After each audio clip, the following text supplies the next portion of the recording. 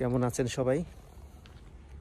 আজকে খুব সকালে আমি আবার চলে এলাম আমার সামার হাউজে। আমি যাচ্ছি আর কি। আজকে অনেক দিন পর আবার দেখতে এলাম। আপনারাও আমার সাথে সাথে দেখবেন আমার গাছপালাগুলো, আমার সিম, টমেটো, লাল শাক, পুঁই শাক, ধনেপাতা কেমন আছে ওরা, কাঁচামরিচ সব আপনাদেরকে দেখাবো আজকে আবার। চলুন যাই, হ্যাঁ বাগানে যাই চলুন। আমার সামার হাউজে যাওয়ার এই রাস্তাটি দেখেন কি চমৎকার। এই সকালবেলা আরও অনেক সুন্দর। আকাশ পুরোপুরি নীল নয়, মেঘ আছে, কিন্তু কীরকম একটা স্বর্গীয় অনুভূতি, তাই না? আসুন যাই, দেখি কি অবস্থা আজ। এই যে চলে এসেছি আমার সামার হাউজে, ঢুকে গেছি, আপনাদেরকে সামনে থেকে দেখাই। এই যে ঢুকে গিয়েছি। আমার গাছের আপেলগুলো অনেক বড় বড় হয়েছে। এই যে আসুন দেখি, এই গাছটাতে আপেল ভালো হয়। এই যে লাল লাল হয়েছে। আমি কোনো কীটনাশক দেইনি, তাই কিছু আপেলে পোকা আছে, কিন্তু ফলন কিন্তু ভালো। আমি কীটনাশক মুক্ত রাখতে চাই, সব কিছু প্রাকৃতিক রাখতে চাই। এই যে আমার আরেকটা আপেল গাছ, এগুলো লাল হয়েছে, সুন্দর। এদিকে আলু বোখারা এর আগে দেখিয়েছিলাম, পাকতে শুরু করেছে কিন্তু। এই যে এগুলো বড় হয়েছে অনেক, এই যে বড়, এই যে পেকেছে, এই যে দেখেন, এই যে আলু বোখারা দেখা যাচ্ছে নিশ্চয়ই। হ্যাঁ, এই যে পেকেছে, পাকলে এমন হয়। এই যে বড় বড় পেকে বড় হয়েছে, একটু পরে একদম। এদিকে এই যে ফুল এসেছে সুকিনি গাছে, আর এই যে টমেটো, ছোট ছোট টমেটো ধরেছে। এই যে এগুলো একটু বড় হয়েছে। এই গাছটাতে দেখেন কত বড় হয়েছে একটা, এই যে অনেক বড় হয়েছে। বৃষ্টি হয়েছে কয়দিন, আজকে জল দিব না, জল দিতে হবে না। চেরিগুলো কালো হয়ে এসেছে। এখন চেরির দিন শেষ, চেরি খাওয়া শেষ, চেরি খাওয়ার আর সময় নেই। আবার সামনের বছর গ্রিন হাউসে পরে ঢুকবো। বড় আপেল গাছটাও তো আপনারা দেখেছেন। এই যে আমি আমার শাকের ওদিকে যাই। হ্যালো, আমার শাকের ওদিকে যদি যাই,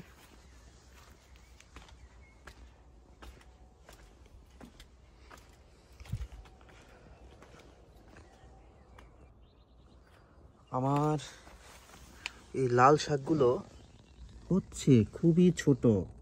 এই যে কুড়ি বের হয়েছে, বৃষ্টি হওয়াতে একটু ভালো হয়েছে।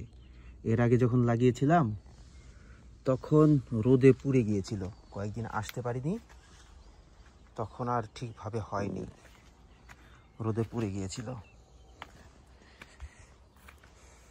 পালং শাকও এই যে বড় হয়েছে অনেক,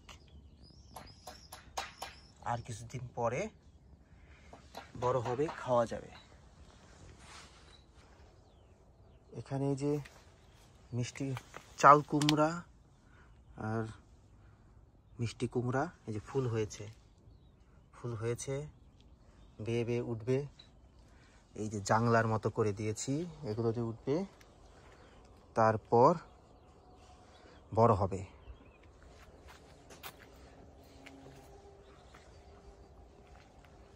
আমার আরও কিছু এই যে পুঁই শাক, এখানে তেমন ভালো হয়নি, যে একটা পোকা ধরেছে দেখতেছি, এই যে পোকা ধরেছে, কিন্তু ভেতরে গ্রিন হাউসের ভেতরে ওখানে ভালো আছে, ওখানে ভালো আছে, ওখানে আমি দেখাবো একটু পরে। জুকিনি, আরেকদিন জুকিনি কেটে নিয়ে গিয়েছি, এই জুকিনির বাগান। এখানে একটি ফুল এসেছে, এই যে ফুল এসেছে জুকিনির। আর আমি দেখাই, বড় একটা জুকিনি দেখাই।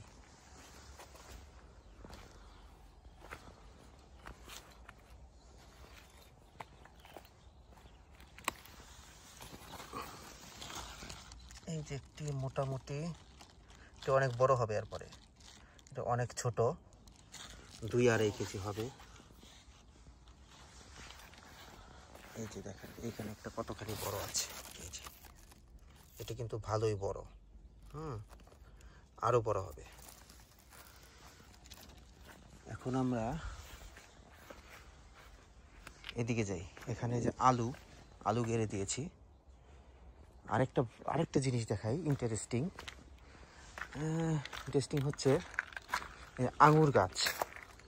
এটা গত বছর লাগানো হয়েছিল এই আঙুর গাছটা, আর এটা এবার লাগিয়েছি। সো গত বছরেরটাই দেখাই,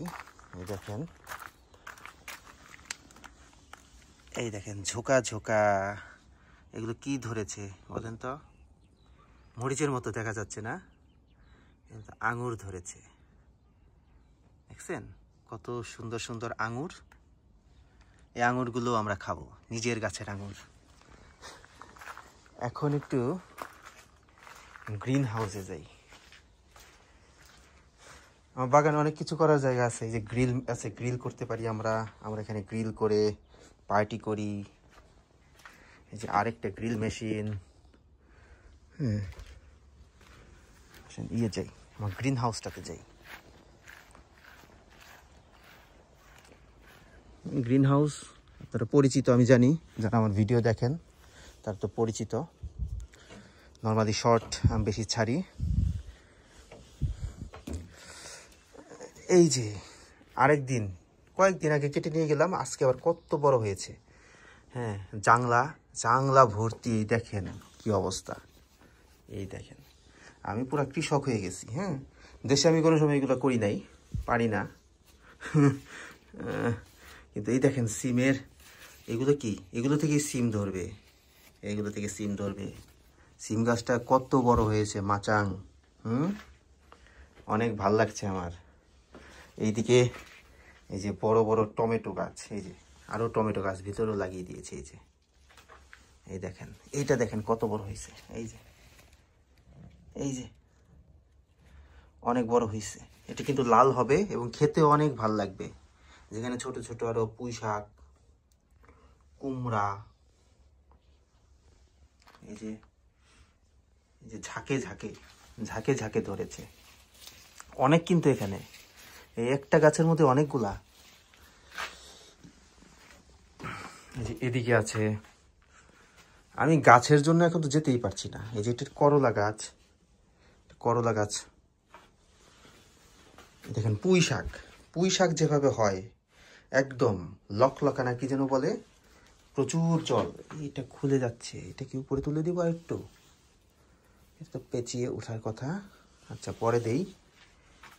এই দেখেন পুঁই শাকের পাতাগুলো দেখলে কেমন, হ্যাঁ কত বড়। আমি 1 সপ্তাহ আগে কেটে নিয়ে গিয়েছিলাম, এখন আবার অনেক বড় হয়েছে, খেয়ে শেষ করা যাচ্ছে না। দেখেন কি অবস্থা। এদিকে যে লাউয়ের পাতা, লাউয়ের ডগা খাওয়ার সময় হয়ে এসেছে, আর কিছুদিন পর খাবো। গ্রিন হাউস থেকে বের হই, দেখেন সকাল এখানে এখন কয়টা, 9টা বাজে, 9:16। কত চমৎকার একটা পরিবেশ, তাই না? চমৎকার লাগে না? দেখেন আমার চারপাশটা, এই যে আমার প্রতিবেশীদের ওইগুলো অনেক। এদিকে দেখেন শুধু পাখির ডাক আছে, আর কোনো শব্দ নেই। হ্যাঁ, সবুজ আর সবুজ। তো বন্ধুরা, কেমন লাগছে আমার শখের কৃষি? এই জার্মানিতে টুকটাক করার ট্রাই করি, চেষ্টা করি আপনাদেরকে দেখানোর, কৃষির মাঝে বেঁচে থাকার। কৃষি নিয়ে বাংলাদেশেও আমাদের কাজ আছে। আমাদের একটি ব্যবসা প্রতিষ্ঠান আছে, মূলত নিরাপদ খাদ্য আন্দোলন নিয়ে আমরা কাজ করি। হ্যাঁ, আমাদের ব্যবসা প্রতিষ্ঠানের নাম প্রযত্ন। সেটি টাঙ্গাইল জেলার ধনবাড়িতে অবস্থিত। আমাদের দোকান আছে। আমরা সব কিছু নিজেরা সোর্স করি। লাল গাঞ্জিয়া চাল, প্রাকৃতিক মধু, তারপর ক্ষীরসাপত চাল, তারপর বিষমুক্ত সবজি, আমের দিনে বিষমুক্ত কীটনাশকমুক্ত আম, লিচু। এখন বেশিরভাগ আনারসে বিষ দেওয়া থাকে, আমরা বিষমুক্ত আনারস সব কিছু আমরা বিক্রি করে থাকি, গ্রাহকের কাছে পৌঁছে দিই, অনলাইনে অফলাইনে সকলভাবে। তা আমার এই কৃষি কেমন লাগছে ভিডিও দেখে জানাবেন। সবাই ভালো থাকবেন, কৃষির সাথে থাকবেন। জার্মানিতে শখের কৃষি।